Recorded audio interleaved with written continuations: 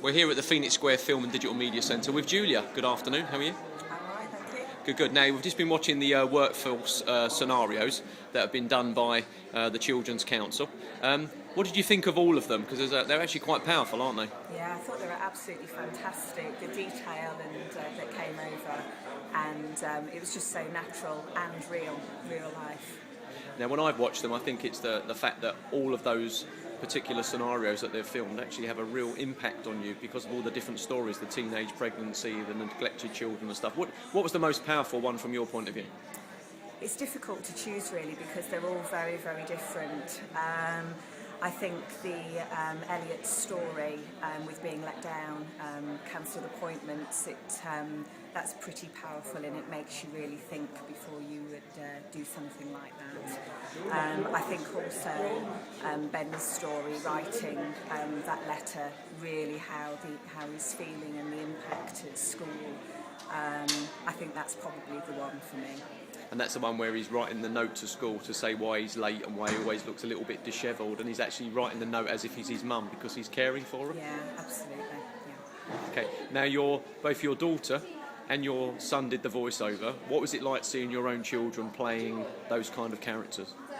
Well, my daughter playing a character and tying a string around her arm and pretending to inject herself was...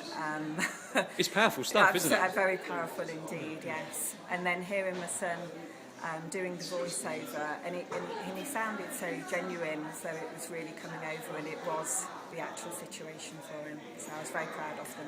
Now, how old is your daughter? She's 9.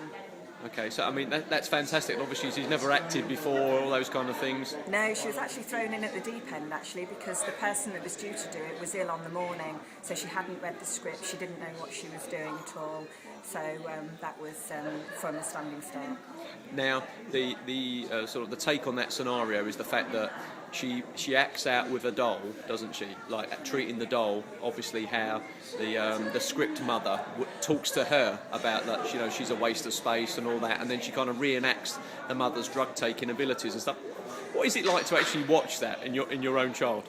Well, I wasn't really that keen on her doing it, to be perfectly honest with you. But to see that and realise that does go on, it's a terrible thing to witness, really.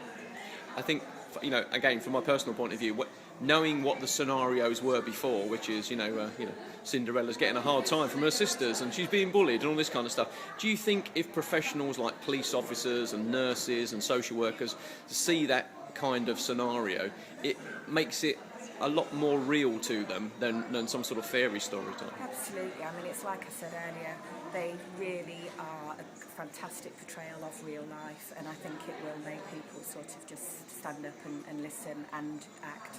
Julia, thank you very much.